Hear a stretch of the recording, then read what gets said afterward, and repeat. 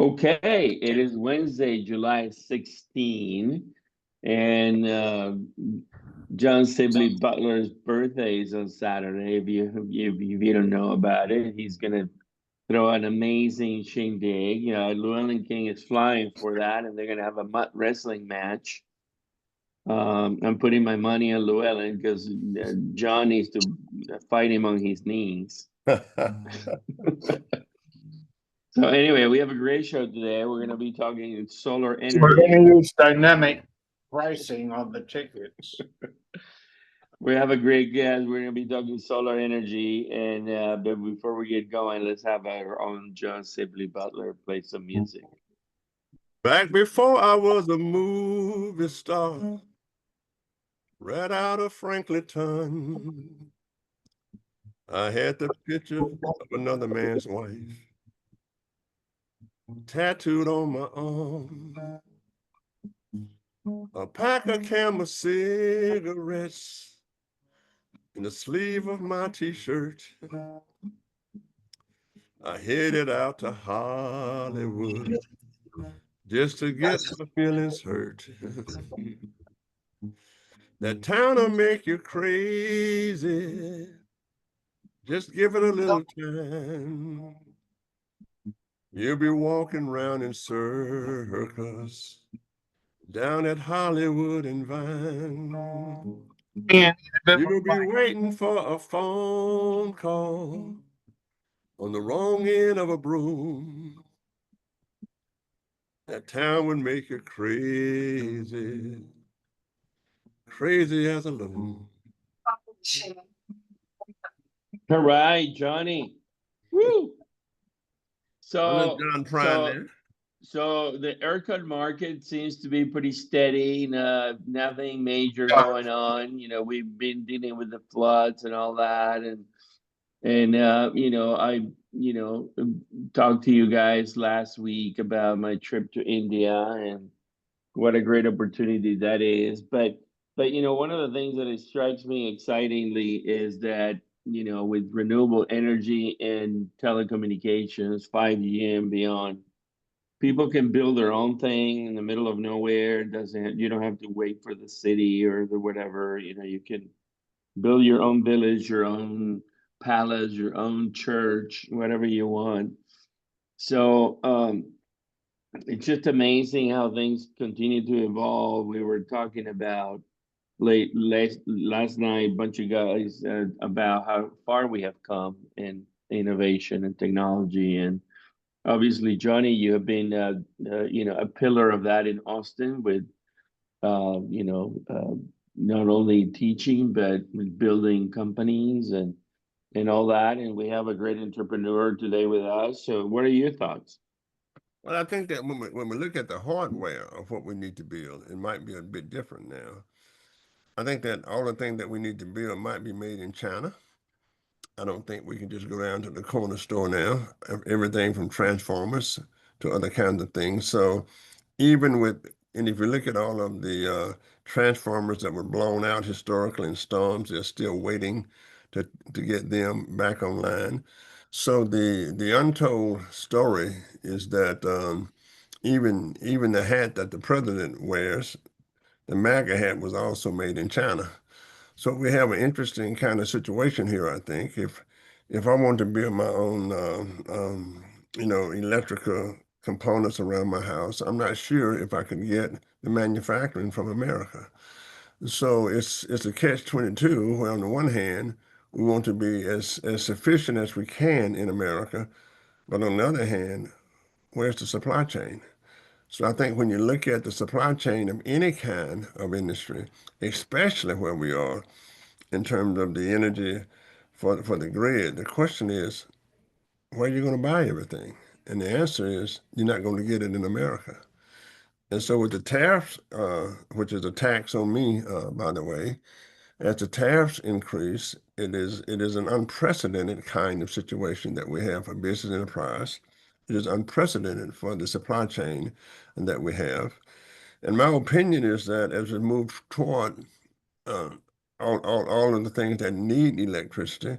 And remember that the data centers really need electricity. Remember that we're talking about, as we've talked about here before, all of the automobiles and electricity.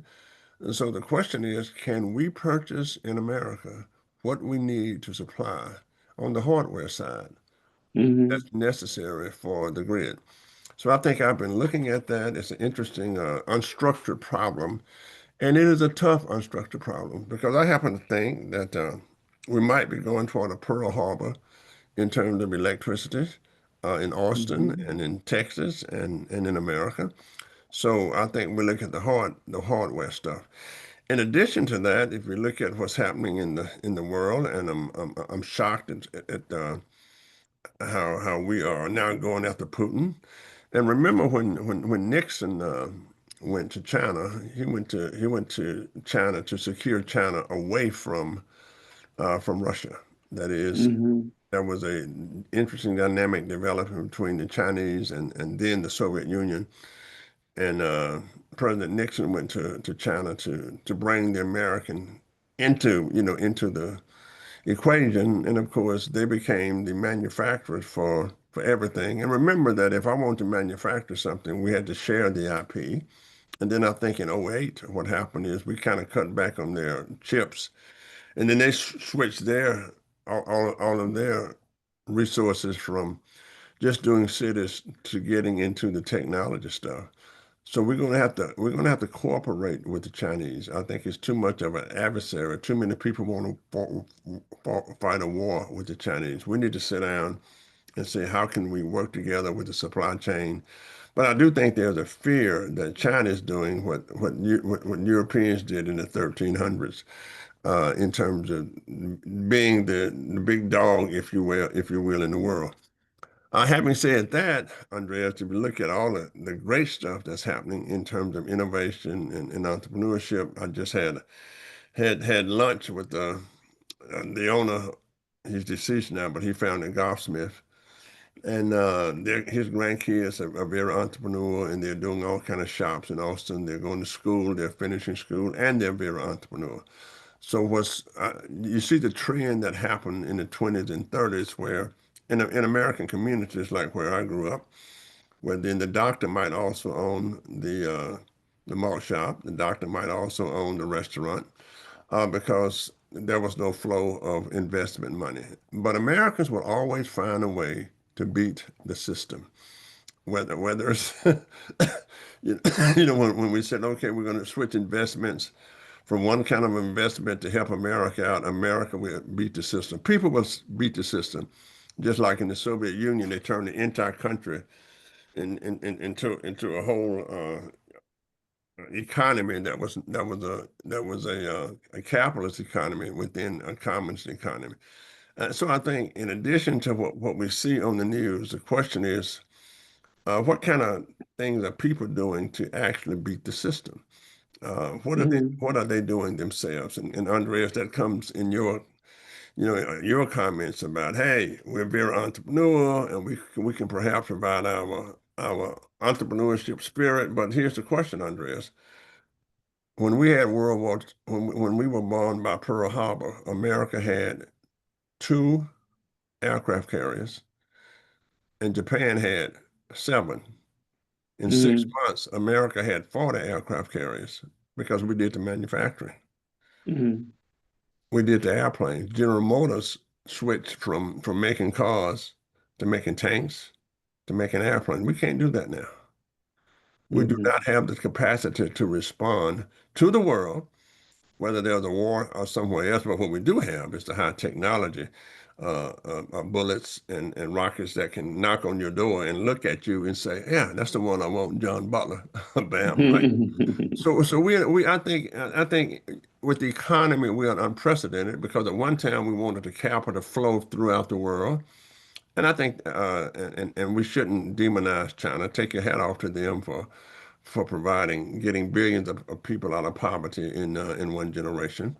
But having Mm-hmm. said that, we need a strategy. We need a strategy for our electrical grid. We need a strategy for the supply chain, the kind of things that we need if we're going to continue. And finally, if we look at the data, in 19 68, 65% of Americans were solid middle class. Now that number is way down. And God bless the next generation as they try to find their way in our market economy. Will they all be, just people who are driving Ubers and also have a regular job? I've had at least 12 former MBAs who were laid off. The latest one was Wells Fargo. So we just have to find a way, and it would not be the traditional kind of manufacturing that we had in the past. But for critical infrastructures, whether it's bridges, whether it's electrical grid, we don't make anything in America. And so where is our supply chain? And Got it. what's going to take that is it's going to be leadership. It's going to be a different kind of leadership. It's going to be a leadership that understands that it's not, like I said, our market now is finance. It's our great financial structure. Boy, but if you're not in that financial structure, if you're not on a big board, it's tough. Because a person like Andreas, if I look at my statement and if it kicks off $200,000, well, in the old days, people would go invest in the factory in America. But now you put it back in the stock market and buy stocks to create your wealth. But if you are not in that system, you're in the gig economy and you're doing all kinds of things. But the great thing is, as I said, people will always find a way to beat the system. And what will keep America going is the entrepreneur spirit that we have and how that entrepreneur spirit will create opportunities for future generations. Absolutely. All right. Llewellyn King, what say you? You're muted. You're muted. Oh, there we are. It's better. I think Johnny is largely right. He's made an eloquent case, actually, against the current administration, against isolationism, against the concept that you can do it all in the United States. You can't. And he's made the case, whether he intended to or not, for globalization. I do think there's a good reason not to depend too much on one supplier in any situation at any time, and we've become way too dependent on China. But I totally agree with him that there's no point in establishing China as a sort of possible enemy. It is not an enemy, it's another striving country, and its striving has been very effective. We need more suppliers everywhere, and we cannot be a self-dealing supplier to ourselves, because if you start that kind of thing, you end up with very cosseted, inefficient domestic companies, and you don't get stronger. I'm intrigued by what Johnny said about an electric Pearl Harbor. I don't know whether he means that the Chinese will somehow activate malware in the electrical system, which is largely built of Chinese components, or whether he has another meaning. We certainly cannot go on the present trajectory of just more and more and more electricity. We have to take dramatic ways of using less in data centers. And just this morning, I was reading that the Chinese have actually established a data center under the ocean in order to cool it, which is fascinating. I think that the big challenge is going to be data centers that use less power, whether it is with using photon chips or water cooling. But we've got to change that trajectory, and we will. I mean, the fact is, you cannot just go up like this. You don't know what the change is going to be, but there will be changes. For example, we did not cover the world in rubber plantations because we needed a lot of rubber for automobile tires. We found a substitute, and there have to be substitute ways of running data centers. We will, however, need a great deal more electricity. And although we have turned our backs temporarily on electric vehicles in the US, the world has not. China in particular has not, and will very soon become a major supplier of automobiles to the world, with very efficient, very inexpensive, automobiles that have an advantage, and that is rather than going to to be charged up in a charging station, you will simply automatically switch out the battery. You will drive over some installation and mechanically and remotely the battery will be changed and off you'll go in 3 minutes. That is what the Chinese have developed, and that is what we're going to be living against globally. It is something I'm surprised that Tesla has not pushed. There was a big debate on how we should charge cars here initially, and it basically was a breakdown between two systems, and we've chosen the one which I think is inferior and less flexible. The Chinese have chosen the other one. Globally, this is going to shake out. It's going to be very important. We do need to stop the silliness of thinking we can onshore everything we need. We can onshore a lot of intellectual horsepower if we stop arresting people and making the country an unattractive place to move to. We have always prospered and have really dominated the world for more than 100 years because of the intellectual horsepower combined with the unique resources of the US.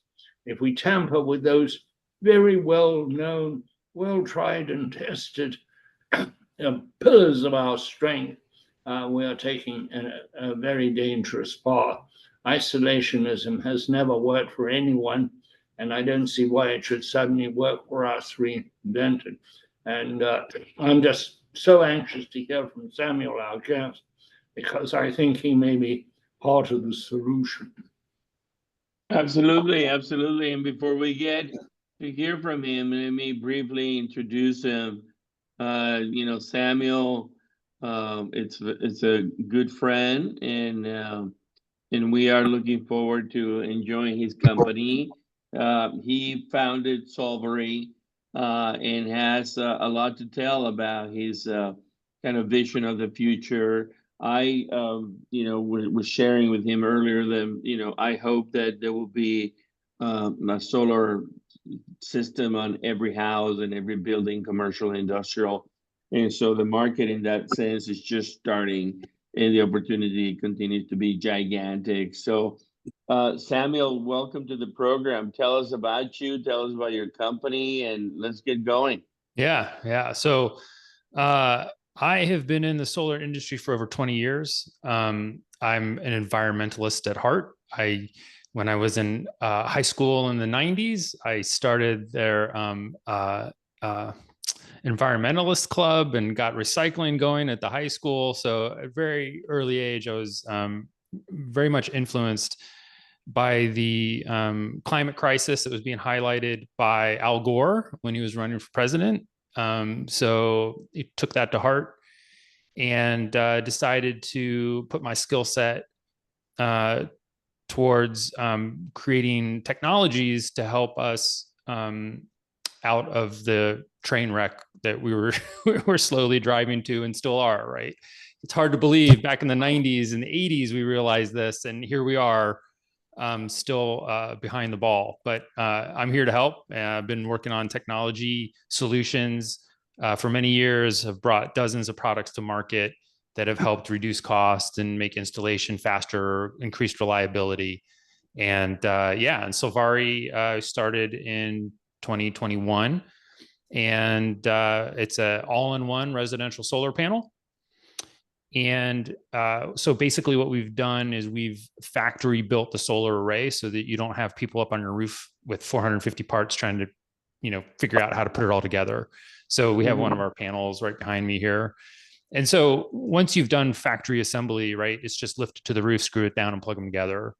And what normally takes all day and highly trained, skilled labor, it can be done in an hour with someone who's never touched solar before in their lives. And I mean, we say, and it's pretty much true, that it's more difficult to put together an IKEA dresser than it is to put together a Solvari array. So, I mean, really, they're like, okay, well, how do you do it? We want to take a training course. And I'm like, there's 3 steps: lift it to the roof, screw it down, plug them together. Right. It truly is that easy. And so once you've done that, we are opening up the marketplace on where consumers can get their solar, which will bring greater competition to the solar industry to basically reduce the cost, right? Because the cost of solar has been pretty stagnant for residential over the last 10 years. In fact, it's gone up the last few years.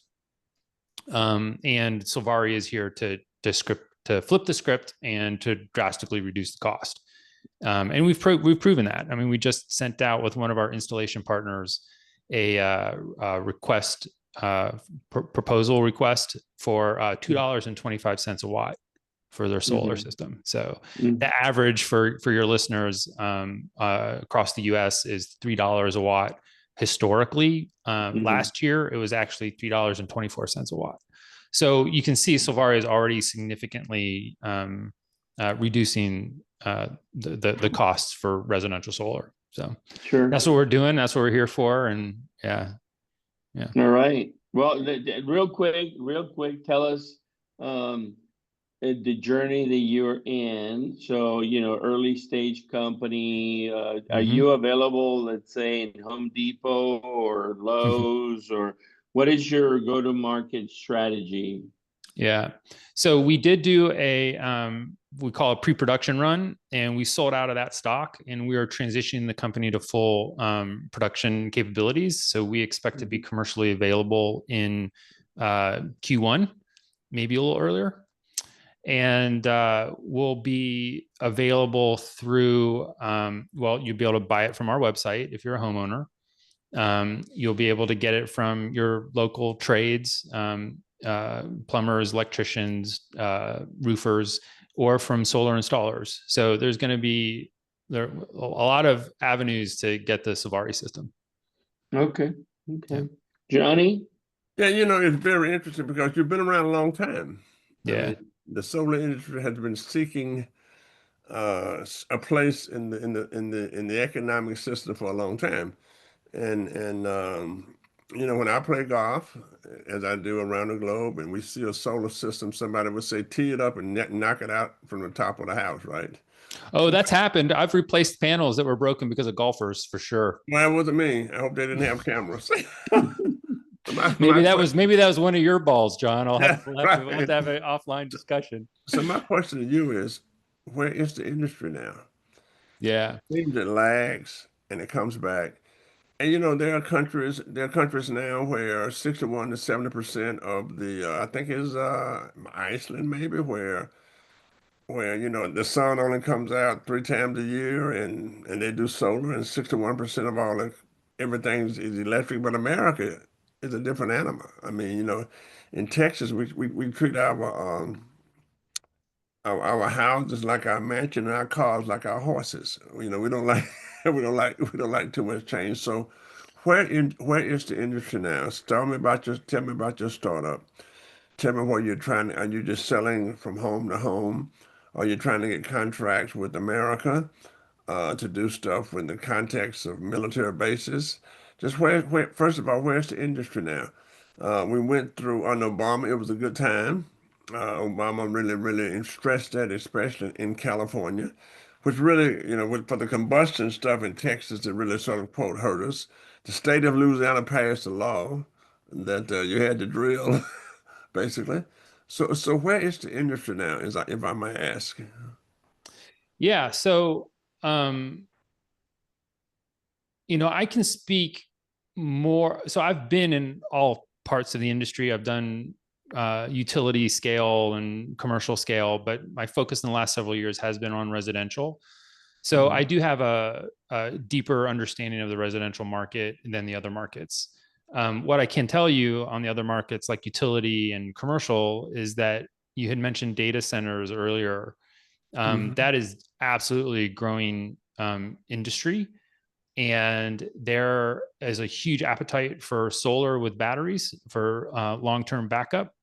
And that isn't going to go away, because when you look at the stability on the supply chain for powering these data centers, if the grid goes down, they need to stay awake, right? They need to keep operating. And so there are, we've seen quite a few grid outages over the years for us to realize there is no like real safe place. And so they're building this kind of resilience into the data centers. And then, yeah, you could say, okay, well, I'll put a gas peaker plant there or something like that, and run a gas line. But we saw gas lines fail here in Texas. Okay, so that's kind of out. And okay, so you can have a tank of gas for your backup system, but then you can only run that for a few days before you need to fill that up with a truck with a tanker coming, right? So at the end of the day, using solar with battery backup becomes a very attractive value proposition, as well as PV power plants in general. And so I don't see those going away. There's definitely, with the change with the big beautiful bill, there's a quicker ramp down for the tax incentives for large scale power plants, but there's still enough of a runway there for them to be successful. And from the panel manufacturers I've spoken with, they're still sold out. 2026, halfway through 2027, the domestic panel manufacturers are sold out. So they're doing well. I think we're still going to be around. It's definitely a more difficult situation. But solar is here to stay. I think it's a $60 billion a year industry in the United States. So we're not going to go away. And do you see variation by region in terms of, is it better in Arizona? Is it better in Utah? Is it better in Nevada? Yeah, it's a little complicated. So so you would think that, hey, wherever there's a lot of solar resource, it must be of higher value. And that's not necessarily true. It all depends on utility costs also. So there's this kind of challenging calculation that you need to do for how much energy a power plant can produce, how challenging the site parameters are for the installation that adjusts the costs, what component materials are when you go to secure them, and then what the utility rates and tariff, tie-in rates they're going to get for the energy, and whether it's the short-term or long-term contracts. So there's a lot that goes into the power plant calculus, and there's specialty companies and developers that do that work. So yeah, I can't really tell you for sure. I mean, Texas was booming, and probably still will. I mean, the Texas had added the recent rule, I think in 2028, every solar system has to have a certain portion of battery backup, which makes sense, right? To help with the stability of the supply onto the grid. So, that's coming, which is, I think, great legislation. It gives the industry a good runway. So, so that's where we're on the utility side. On the residential side, yeah, go ahead. I'm sorry. Go ahead. Yeah, on the residential side, historically, we'd seen an amazing CAGR, and for the last 10, 12 years, it ranged between 9 and 25%. So it was growing like crazy.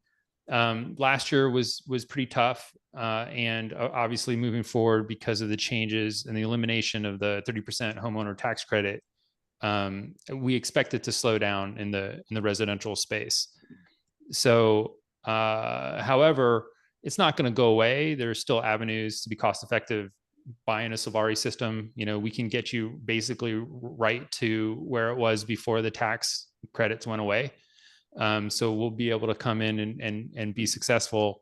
And there's still lease programs. So it's pretty interesting what the new bill does is it eliminates the tax incentive for the homeowner, but still provides it to corporations. So if you do a lease to a homeowner where the corporation still owns the system and not the homeowner, then the corporation can get that tax credit. So I believe maybe the ramp down is a little quicker than it was under the IRA, but it's still there. So the industry as a whole is still going to be around. You'll be able to get competitive leases still. And then if you want to buy a system, then I think Solvari is the way to go. Okay. Yeah. I defer to my distinguished colleague, Llewellyn King. Oh, you're muted. You're still. muted, Llewellyn. There we go. I'm sorry. I have a lot of questions. The first one is, how do you roam the power when it comes off your grid? Does it have to go through an inverter before it's fed to the grid? And does the inverter is the inverter provided by you, or is it separate again? Yeah. So there are a lot of different ways to solve that problem. The solar panel itself does produce DC electricity, direct current. So yes, the home uses alternating current AC. So yeah, there's at some point you have to do a conversion. Our flagship product comes with a microinverter. So when you install the panel, the energy that's coming off the panel is AC. So it can go right into the house from our panels. But No, there are it's- alternative. Yep. Set at a constant power setting. For example, there'll be more power coming off your panel at noon, I assume, than there will at 7 a.m. Yeah. How do you compensate for that fluctuation in the home? Yeah. So there's two ways of doing it. There is when a homeowner gets solar and they tell the utility, hey, I bought a solar system and I want to connect it to the grid. The utility will require a bidirectional meter. That means instead of always just sending energy to the home can send energy back to the grid. And so if you're producing more electricity than you need in your home, then you can sell it back to the utility. And in some places, this is beneficial to the homeowner. They can get a good rate for selling it back. And in other places, it's not. So in California, like 5 years ago, it was a very good rate that utilities would take the energy from a homeowner and take it back. So it was called net energy metering. And so the idea is you would basically size your solar system to produce the exact number of kilowatt hours that it would use in a year so that your energy bill would be close to zero at the end of the year. Now, What about the battery? Do you provide the Yeah. battery? yeah, Do you make them provide batteries, or do you buy them in? yeah, we're not a battery company. We're an integration company. And so we do, and we will have a Solvari branded battery solution so that when people buy our system, they can also get the batteries and all be under the same, a single warranty. But that's not our core of our IP, right? So, but let's talk about the batteries in the sense of like for a homeowner. So if you have a really good net metering contract with your utility, then it probably doesn't make sense to have batteries unless you want it for security in case the grid goes down. But in other areas like California's new net metering 3.0, they buy back their solar energy at a very small fraction of what you buy energy from them. And so in those circumstances, you want to reserve as much of your solar energy for your own usage. And so having a battery system to store your excess in those peak hours of production to use on off hours is very cost effective. And so you'll see in California, I think nearly 95% or more of all solar systems are being coupled with batteries now. So you can see it really depends on the structure of the utility programs, of what the economics are that you're going to get from your utility and the kind of rebates. So yeah. On your website, there are pictures of all sorts of installations, speculative perhaps, of freestanding panels on roofs, panels in various shapes. Is that the future, or are those purchasable now? Oh, on our website? Yeah. Yeah, those aren't various shapes. That's all actually one panel. We have one product, and they are not available right now because we sold out. But that product will be available in early Q1. Yep. How big is your company by either money, employees, regions? How can it be measured? Say it again, Lulu. How big is your company? How can? Oh, well, we're a startup, and I'd consider us, even though we've generated some revenue, we're mostly pre-revenue. So we're doing our fundraising right now, and we expect to close that in early Q4, and that is what's going to trigger our full commercialization. So we've got all of our suppliers lined up, our certifications lined up. The product is proven. We've got a tremendous customer wait list, and we've signed POs, purchase orders for over $1 million.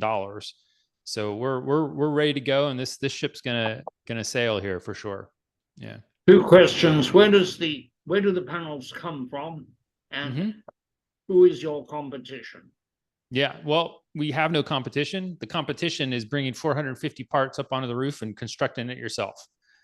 So Solvari is the only all-in-one solution. It's extremely novel and it's patent protected. So we expect when we come to market, we're gonna be the premier solution, because no one's gonna be able to touch our cost competitiveness. Yeah. Where do the panels come from? Where are they made? Yeah, so we have a distributed supply options for our solar panels. They are India, Philippines, Turkey, and possibly the United States. Yeah, we're working on the U.S. domestic. Yeah, let me give a follow-up to that. It's very interesting because one of the things, Samuel, that we've talked on this program is the technology that allow a user to get it back on the grid. A technology let the what user get what? The user get it back on the grid from the solar panel, from the house back to the grid and sell it back to the grid. So therefore, we know that California, one of the theories is that California caught a fire and burned down because we did not have the technology, the switching mechanisms to successfully at all times move the electricity that's done by solar in the home back on the grid. So therefore, the controls themselves were not there, so they presented problems. Yeah, I do not think that that's true, John. I think that technology is actually very well fleshed out. We've been doing that for a long time. Okay, so getting it back on was the technology for the automobile, Andreas, and your truck that you wanted to buy where it was difficult to get it back on the grid? Well, the bidirectional EV charger, that has only been around for a few years. But as far as energy from your solar, putting that onto the grid, that's been around for years, 20 no years problem. plus. Yeah. So California had no problems in moving the electricity back from the house solar back to the grid. Nope. Right? No, John. In fact, in many circumstances, solar has been proven to provide grid stability under times of high demand. Yeah. So is it a culture thing in terms of why there aren't much more solar panels on houses? What's your major, when you do a strategy, what keeps you up awake at night? Why is it that as the solar industry grows, it should be way up in the billions now, right? Yeah. So what is your major pain point, if you will? Yeah. So actually, I was taking some notes. So let's if we can go back to your earlier discussion, I think I can fill in a few points and kind of turn into back to the global discussion. Okay. So, we are dealing with the difference between the United States and China is, from the industry perspective, is their industry is like 20, 30 years old. Right. Maybe a little more than that, maybe 40. US industry is 150 years old, right? And there are established industries like oil and gas, right, that this country was made on, and they're very well established, and they have a lot of funding, and they are motivated to keep the status quo. The same with the steel and aluminum industries. And so when you look at what that has done to new emerging technologies, they've actively worked against solar because of their own interests, right? And I get it. They're business people and they're doing what they think is best for their bottom line and their business. And so, there are many examples of this. We've seen it recently in Texas. Same thing happened in Florida, where big money, oil and gas money, went into slowing down solar incentive programs that the people want. So that's one. But you look at China, and China does not have those old established industries to kind of slow down the emerging technologies, right? So they are easily adapt to new technologies from that fundamental standpoint. And then they're also, of course, their government being able to focus on industries and support those industries and prop those industries up, and systematically use that supported industry to destroy similar industries in other countries has made it very successful. And solar is one of them, right? We helped for sure to make it happen. But then China also took measures to help make sure that no one else in the world would be able to produce a panel as cheaply as they do. Okay. So with that being said, if we look at starting back with actually Trump, when he put the tariffs in place originally in his first term, that actually helped U.S. Manufacturing. We also had some lawsuits against anti-dumping by China, which helped keep tariffs in place for China, for solar panels coming from China. And then with the Inflation Reduction Act, there was a significant investment in solar in the form of tax credits, all different types of tax credits, from manufacturing tax credit to homeowner tax credits, third-party lease tax credits. That then gave a lot of incentive, again, to bring manufacturing here. And we've seen a boom in the manufacturing of solar panels in the United States. So when you talk about supply chain, yes, originally almost every single component came from China, right? They were built here, but the equipment to the materials, all from China. However, our country now is learning how to make a solar panel. And because of the domestic content requirements of the IRA, which are still there under the new big, beautiful bill, we're seeing material components starting to be manufactured in the US. And this includes the encapsulants, which protects the solar cells, which is a polymer. And the United States can be quite cost competitive in polymers. And we make a lot of base materials, polymeric materials here in the United States. Junction boxes, also a polymeric material, can be made and sourced now in the United States. Aluminum frames here in the United States, steel frames here in the United States. And so, you know, I'm not sure how long it's going to take for glass to come here, but when I was in the industry, I saw the last ingot manufacturer. So silicon is grown from a ingot. So they take a bath of silicon and they grow these crystals. The last one of those, it's called a crucible, was closed down. I think it was like 2015. I was working at a company called Sun Edison, and they were running the last one of them. I understand that that old facility has been turned back on to make crystalline silicon again, right? So going back to so then we can make wafers, and then we can buy equipment from China to turn it into a cell. And this is happening. I mean, at a very slow pace, and we're never going to get to the domestic requirements that are set forth because of the limitations in cells. But you can see with policy, not necessarily protectionism, but with policy, we can drive manufacturing back to the United States. And manufacturing, I totally agree, is not going to be like what it was when we imagined it in the 50s. Not, and nor should it be. It should be all automation with 2 or 3 engineers managing and running it. And you know what? That is a fantastic industry. And we should be all in on that industry. And so when we talk about manufacturing, the way I envision it, the future, and Solvari is part of this, because we are going to automate the assembly of our solar panel, is that you will have, instead of these giant, you know, car automated assembly plants, you're going to have a lot of small automated manufacturing facilities building all kinds of stuff. And it'll be an entrepreneur with $2 million and 4 robots building this chair back there, right? After 70, when I was a professor in Japan for 14 summers, and industry really went to individual homes, and they were manufacturing out of their homes. Exactly. And Let me that was 20 years ago. So right now we could do it.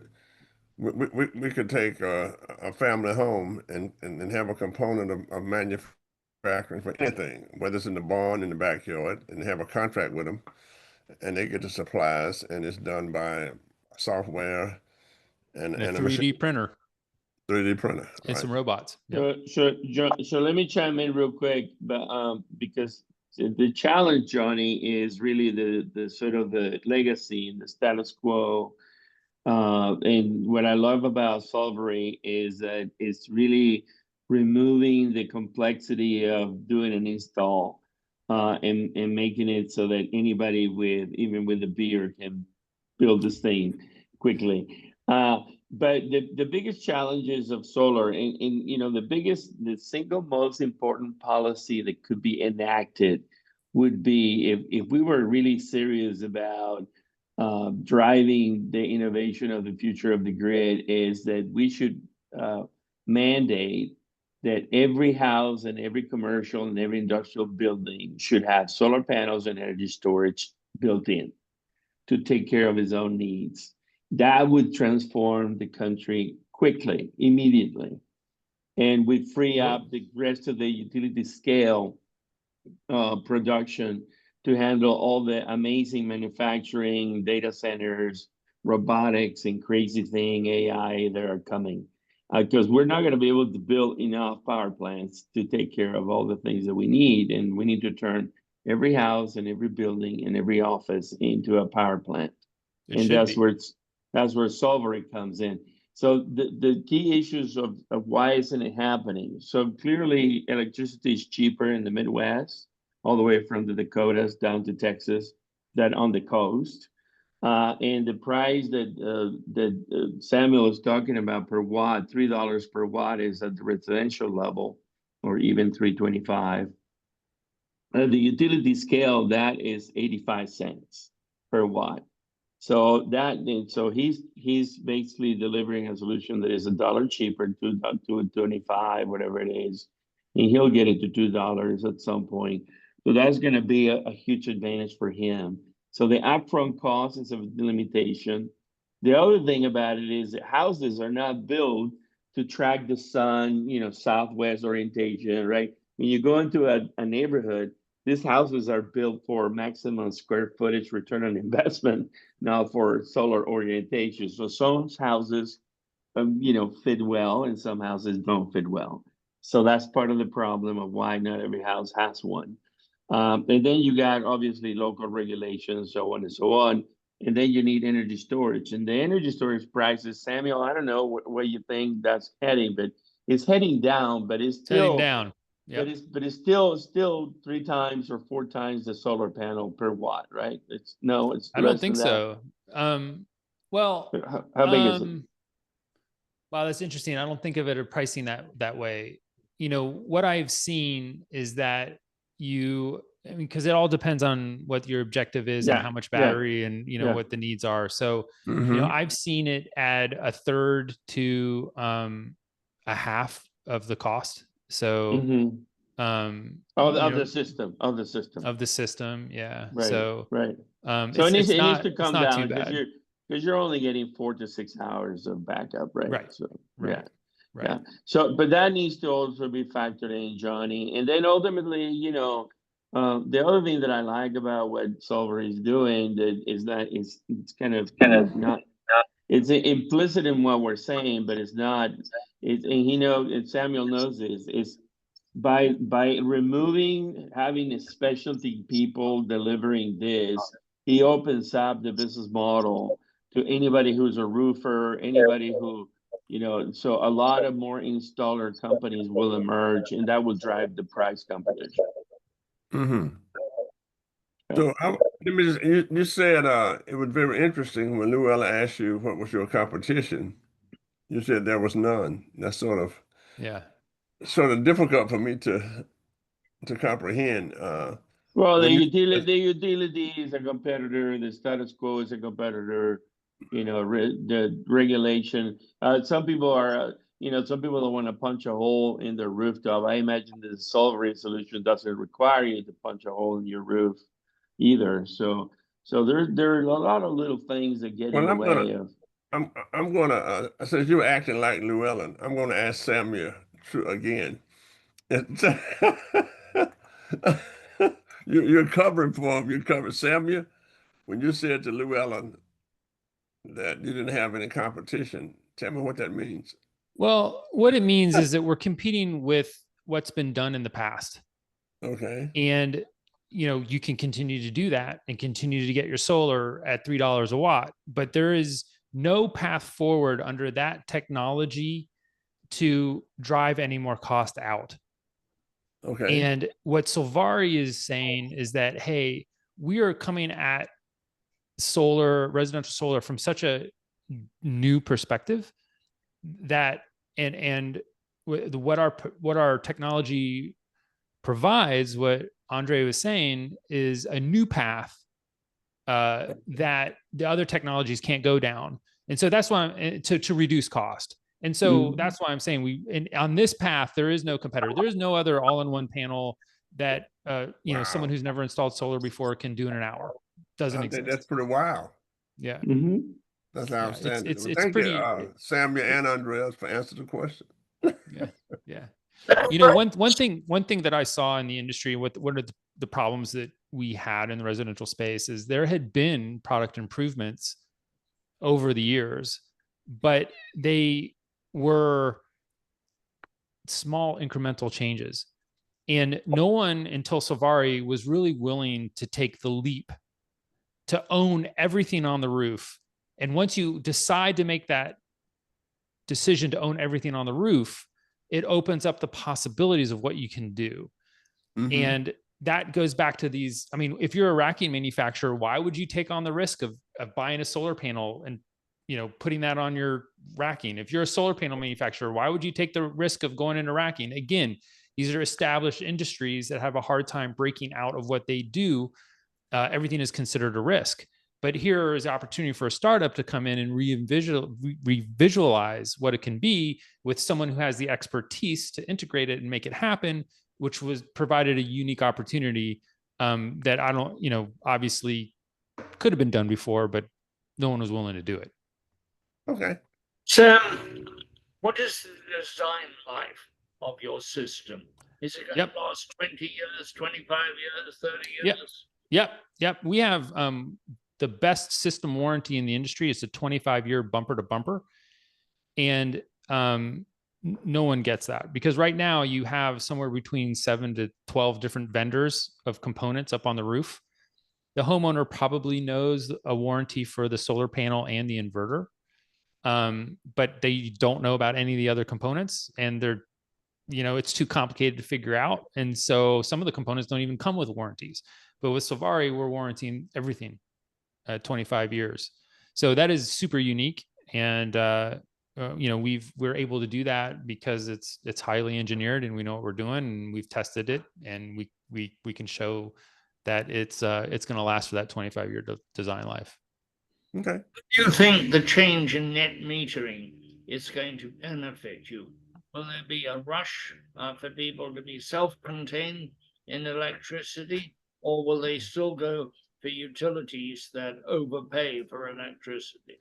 Yeah, so that's interesting. I think the utilities have made a very poor calculation.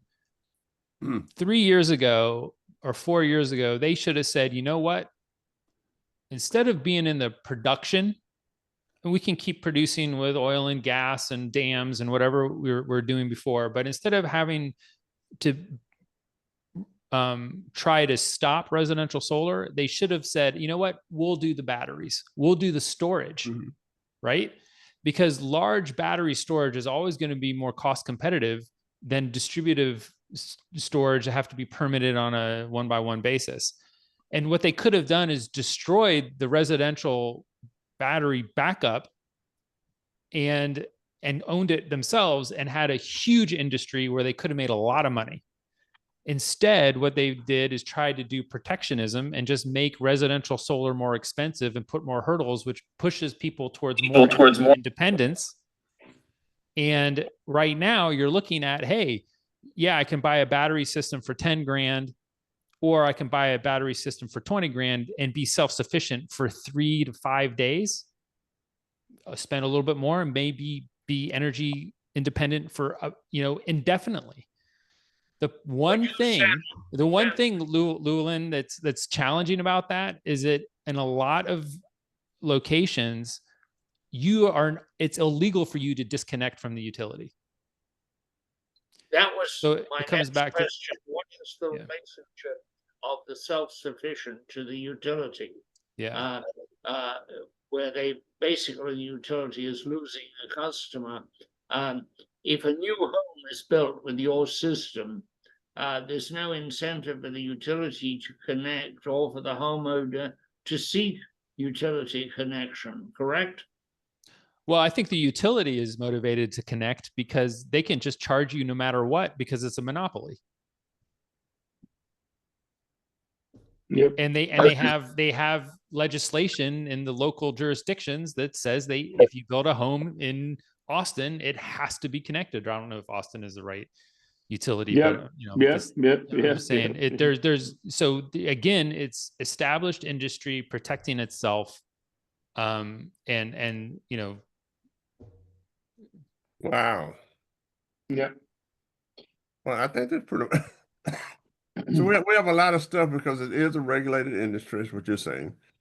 And when the industry is regulated, there's so much that's associated. So the next question is, do you think it will ever become a deregulated industry? Well, one would argue that Texas and the competitive states are deregulated, Johnny. What that means is that you have retail energy providers, not in Austin, outside of Austin, outside of San Antonio, and other municipality-owned utilities, and you can change from one vendor to another to sell you the kilowatt hours, right? And then you have grid operators that move the energy, and those retail energy providers sell it. So there are 16 states that are deregulated. You have competition, but I think it needs to go beyond that. It needs to go where if I buy a panel from Sam and I want to give the energy for free to Llewellyn, I should be able to do that, right? At some point, that's what needs to happen. Yeah, but what I would like to see is legislation that says an individual is legally allowed to be a power producer. Right. And to provide that power to the grid as long as it meets the requirements set forth for safety and grid control. Mm-hmm. And then let anyone build as large a solar system as they want. Right. And you'll transform our industry overnight. And you'll see us, because it is the lowest cost, long-term solution, hands down, period. Let me remind the guys that we interviewed a lady here from West Texas, and her goal was to be completely free of the grid for her hometown, with no interaction at all. And I said, well, that was back to when we were doing, the electrification of the South in the 1930s. So there are people who are saying the following, we'll just do our own grid, independent of ERCOT and the Texas grid, and we'll be in West Texas, a small town, and we'll deal with it. Yeah. You see a future for transactive energy. The idea that I can do a bilateral deal with what's on my roof or what's on your roof and not involve anybody else. Yeah. In fact, I just spoke to a fellow who's starting a new solar installation company. And he is very keen on that exact idea, where you would share resources across several homes. And there are absolutely more advantages of that. The idea of the grid is fantastic because we can share resources. So as a society, we're better off with a strong grid where we can share resources than everyone trying to be independent, because you're going to have to double or triple your resource needs in order to service it. So society-wise, from an environmental perspective, the grid is fantastic. I mean, we got to obviously work on the security and what John was saying at the beginning of having transformers that, you know, we should be able to make our own transformers. Johnny, they're not rocket science. This can be done. We can build a supply chain for this. We can build copper and steel here and coat them and make them and windings. And it's not rocket science. You know, we're not going to do it tomorrow. Right? I see It's not going to happen tomorrow. I see a future in which you maybe Uberize the grid. I mean, Uber is a grid. Yeah. It's at least it's a computerized grid platform, if you prefer that word. And